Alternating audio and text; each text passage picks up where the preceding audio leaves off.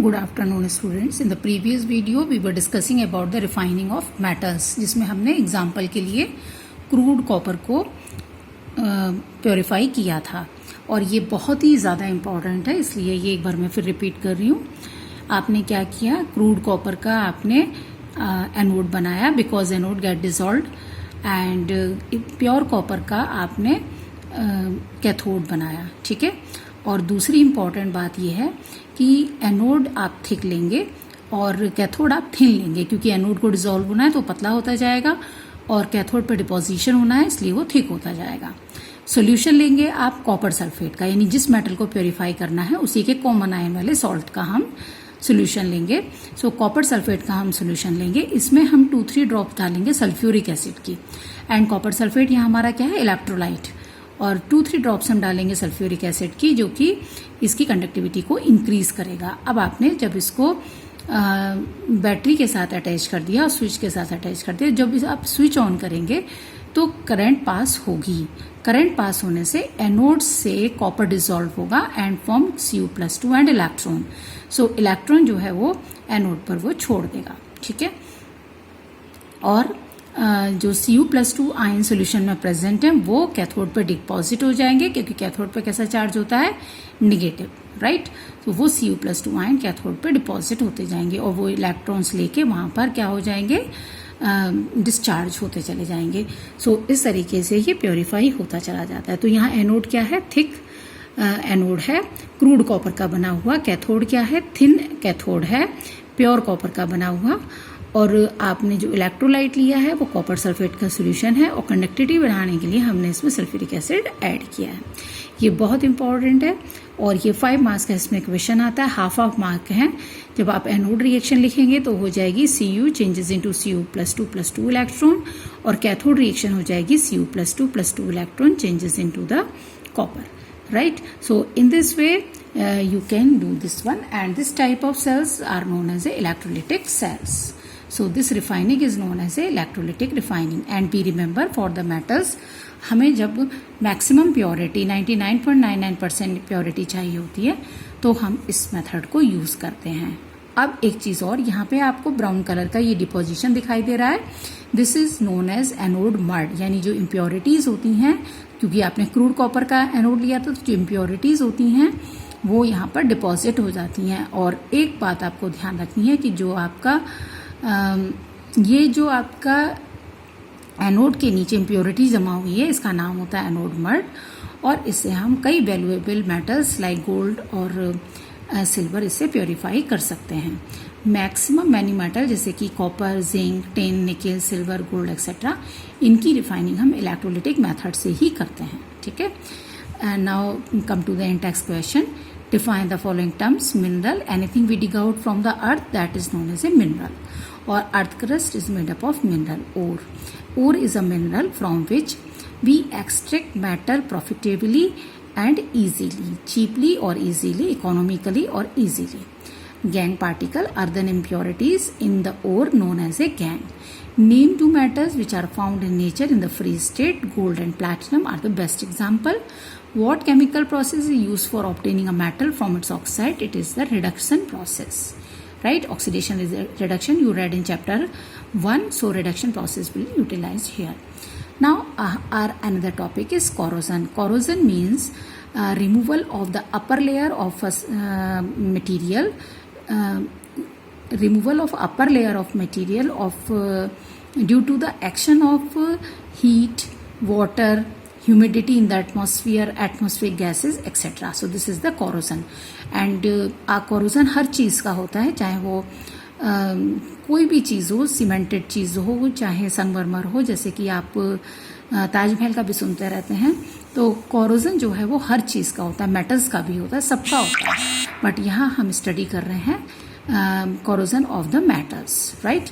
In first chapter you study silver article become tarnished due to the formation of silver sulfide due to the action of the H2S gas present in the environment. H2S gas कहाँ से आती है environment में, जो bodies decompose होती है, dead bodies, and जो sewage होता है एनिमल वेस्ट का, उसके फर्मेंटेशन से या उसकी रॉटिंग से ये फॉर्मेशन होती है। Copper react with moist carbon dioxide in the air and slowly changes into the its shiny brown surface slowly changes into the green dull color surface, and this green coating is basic copper carbonate, that is copper hydroxide dot copper carbonate, right? So this green surface is copper carbonate, and collectively copper hydroxide plus copper carbonate, this is known as basic copper carbonate. Iron, when exposed to moist air for a long time, acquiring a coating of brown flaky substance called the rust. ठीक है, so iron के corrosion से जो material बनता है that is known as a rust, that is iron oxide Fe3O4. So iron react with oxygen in presence of humidity and carbon dioxide, this rust will form.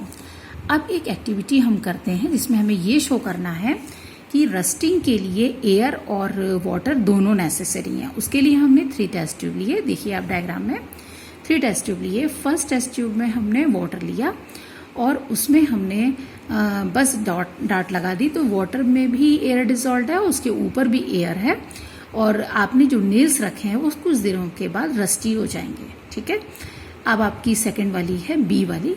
B में आपने क्या किया कि बॉइल्ड वाटर लिया, उसमें आपने नेल्स को डाल दिया और उसके ऊपर आपने ऑयल की लेयर लगा दी to prevent the mixing of air into the water, और डॉट लगा दिया। आप देखिए 15 डेज के बाद भी इसमें कोई रस्टिंग नहीं होगी। इन द थर्ड केस आपने क्या किया, एयर को उसमें जाने दिया, कोई दिक्कत नहीं है, एयर को जाने दिया और आपने उसको डाट से कवर कर दिया, और नेल्स के साथ साथ इसमें आपने कैल्शियम क्लोराइड लग दिया जो कि डिहाइड्रेटिंग एजेंट है, जो भी टेस्ट ट्यूब के एटमॉस्फेयर में वाटर प्रेजेंट है उसको एब्जॉर्ब कर लेगा। ठीक, तो आप देखेंगे सी टेस्ट ट्यूब में भी आफ्टर 15 डेज के आफ्टर 2 मंथ्स भी कोई रस्टिंग आयरन नेल्स के ऊपर नहीं हुई।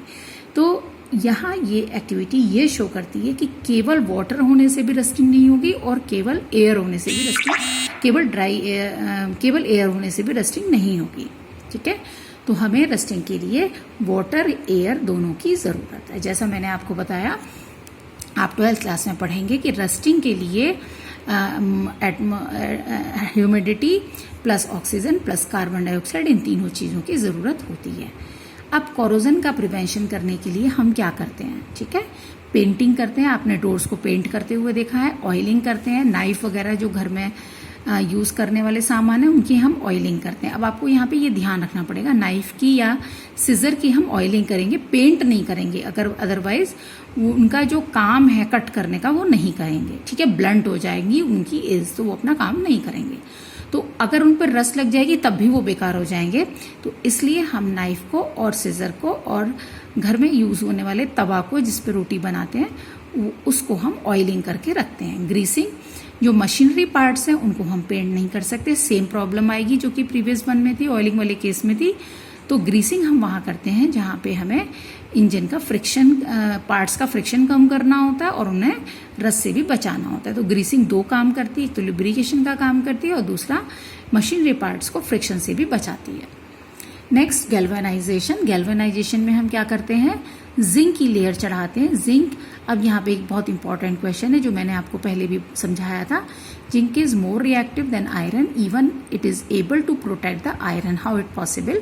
तो मैंने आपको बताया था zinc is more reactive than the iron, so it preferably react with atmospheric oxygen and changes into the zinc oxide. This zinc oxide layer is sticky, it stick to the surface of zinc and further corrosion get stop. ठीक है, तो एक बार galvanisation कराने के बाद सालों 10-12 साल तक भी कोई दिक्कत नहीं होती है, और ये चूंकि मोर रिएक्टिव है इसलिए ये प्रेफरेबली ऑक्सीजन से रिएक्ट करता है, इस तरह से ये आयरन को प्रोटेक्ट करता है, right. Next is Chrome plating. Chrome plating के 2 तरीके हैं, ये कॉस्टली है गैल्वेनाइजेशन के कंपैरिजन में, लेकिन क्रोम प्लेटिंग हम तब करते हैं जब हमें डेकोरेटिव, क्योंकि गैल्वेनाइजेशन डल है, ठीक है, जिंक की लेयर डल होती है, तो क्रोम प्लेटिंग हम तब करते हैं जब हमारी जो सरफेस है उसको हमें शाइनी बनाना होता है। तो ये डेकोरेशन पर्पज से भी है। तो साइकिल के पार्ट्स हैं, मशीन के कुछ पार्ट्स हैं, कार वगैरह के कुछ पार्ट्स हैं, उनको हम क्रोम प्लेटिंग करते हैं।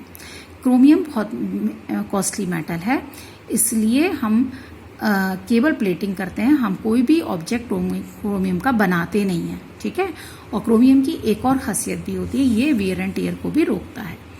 Anodising, you read this in the same chapter, anodizing और मेकिंग अलॉयज। जैसे आपकी स्टेनलेस स्टील है उस पर भी रस्टिंग नहीं होती है, तो अलॉय बनाने का एक और रीजन भी है, that is the two prevent the rusting. Okay, thank you.